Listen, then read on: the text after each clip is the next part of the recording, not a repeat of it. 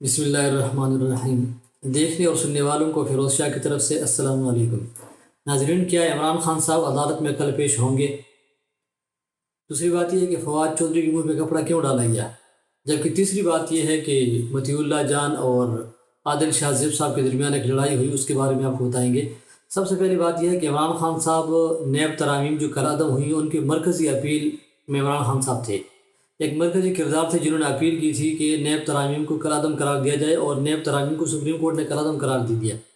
اس کی جو اپیل لگی ہے اس میں قاضی فائز عیسیٰ صاحب نے اپنے آرڈر میں لکھا ہے کہ اگر عمران خان صاحب پیش ہونا چاہیں تو جیل سپرنٹنڈنٹ اس کے لیے انتظامات کرے۔ اب یہ دیکھنا ہوگا کہ کیا عمران خان صاحب خود پیش ہوں گے یا اپنے وکیل کے ذریعے پیش ہوں گے۔ اگر عمران خان صاحب وکیل کے ذریعے پیش ہوتے ہیں تو یہ ایک نارمل سا کیس ہے، لیکن اگر عمران خان صاحب خود پیش ہوتے ہیں تو یہ ایک غیر معمولی کیس ہوگا، کیونکہ عمران خان صاحب کی گرفتاری کو تقریباً 3 مہینے سے کچھ زیادہ وقت ہو رہا ہے، لیکن آج تک عمران خان صاحب کی نہ کوئی تصویر باہر آئی ہے۔ ایک تصویر پچھلے دن آئی تھی، وہ بھی کنفرم نہیں تھی اور رفلی سی تصویر تھی، لیکن عمران خان صاحب کی ان 3 مہینوں کے درمیان نہ کوئی تصویر باہر آئی ہے، نہ عمران خان صاحب کی کوئی میڈیا انٹریکشن ہوئی ہے، نہ عوام سے کوئی انٹریکشن ہوئی ہے۔ ان ساری چیزوں کو اگر دیکھا جائے اور باقی عمران خان صاحب پیش ہوں گے عدالت میں تو یہ ایک غیر معمولی واقعہ ہوگا، ایک انپریسیڈنٹڈ چیز ہوگی، اور ان 3 مہینوں میں اور پی ٹی آئی کے لیے بہت ہی خوشخبری والی بات ہوگی، کیونکہ عمران خان صاحب جب باہر آئیں گے تو میڈیا ٹاک ہوگی، میڈیا انٹریکشن ہوگا، اس کے بعد لوگوں سے وہ مخاطب ہوں گے، پھر لوگوں کے اندر دوبارہ ایک جذبہ پیدا ہوگا، ایک موٹیویشن ہوگی لوگوں کے لیے۔ تو بہرحال اگر عمران خان صاحب خود پیش ہوتے ہیں تو یہ ان کی پارٹی اور اس کی سیاست کے لیے بہت ایک اچھی بات ہے۔ تو دیکھتے ہیں کہ عمران خان صاحب خود پیش ہوتے ہیں یا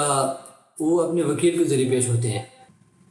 اور دوسری بات یہ ہے کہ فواد چودھری کے منہ پہ کپڑا ڈال کے اس لیے پیش کیا گیا کیونکہ فواد چودھری پاکستان تحریک انصاف کی میڈیا فیس تھے، وہ لوگوں کو اٹریکٹ کرنا جانتے تھے، وہ لوگوں سے اٹریکشن، میڈیا سے اٹریکشن، پھر اس کے تعلقات بھی تھے۔ اس حوالے سے استحکام پاکستان پارٹی کو جب لانچ کیا گیا تو وہ بالکل فلاپ ہو گئی۔ ان کے پاس ایسا کوئی چہرہ نہیں ہے کہ وہ عوام کو اٹریکٹ کر سکے اپنی طرف، اس پارٹی کا جو بیانیہ ہے اس کو آگے سیل کر سکے، کیونکہ فیاض الحسن چوہان ہے لیکن اس کے اوپر لوگ اعتماد نہیں کرتے، وہ اس طرح کا آدمی ہے کہ اس کو کوئی آدمی سیریس نہیں لیتا۔ تو اس کے علاوہ ان کے پاس کوئی آدمی اس طرح کا نہیں ہے، کیونکہ فردوس عاشق عوام پہ فیل ہو گئی، کیونکہ پارٹی فیل ہو گئی، تو جب پارٹی فیل ہو گئی تو اس کی پھر ترجمان کہاں سے وہ بیانیہ اس کا سیل کر سکیں گے۔ اسی حوالے سے جب فواد چودھری کو فورس کیا گیا مبینہ طور پہ کہ آپ استحکام پاکستان پارٹی کو جوائن کریں، آپ درمیان میں نہ رہیں، کیونکہ عمران خان صاحب نے پچھلے دن ایک بیان جاری کروایا شہباز گل کے تھرو، وہ بھی بیان پارٹی کو لیٹ ہوا،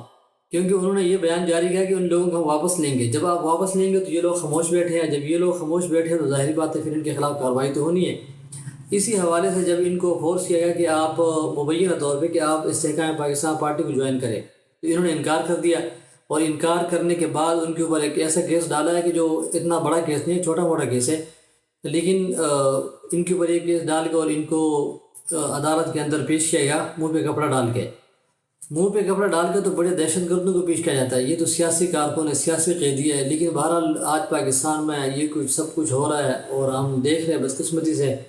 کہ سیاسی کارکنوں کے ساتھ وہ والا سلوک ہو رہا ہے جو دشمن کے ساتھ بھی نہیں ہوتا۔ تو اس کے بعد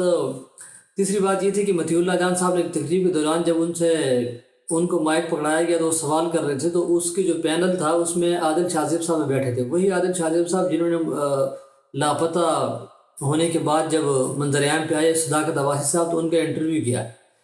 مطیع اللہ جان صاحب نے کہا کہ اس پینل کے اندر تو وہ لوگ بھی موجود ہیں اور بھاشن دینے کے لیے بیٹھے ہیں جو لوگ لاپتہ لوگوں کے انٹرویو کرتے ہیں۔ اس پر عادل شاہ زیب صاحب نے انٹرویو کرنے کی کوشش کی تو مطیع اللہ جان صاحب نے آگے سے کہا کہ آپ مجھے مت بتائیں، میں آپ سے سوال نہیں کر رہا، میں کسی اور سے سوال کر رہا ہوں، تو آپ مجھے یہ نہ بتائیں، میں صداقت عباسی نہیں ہوں کہ آپ مجھے بتا رہے ہو کہ آپ نے کیا کرنا ہے کیا نہیں کرنا، میں اچھی طرح جانتا ہوں کہ میں نے کون سا سوال کرنا اور میں نے کون سا نہیں کرنا۔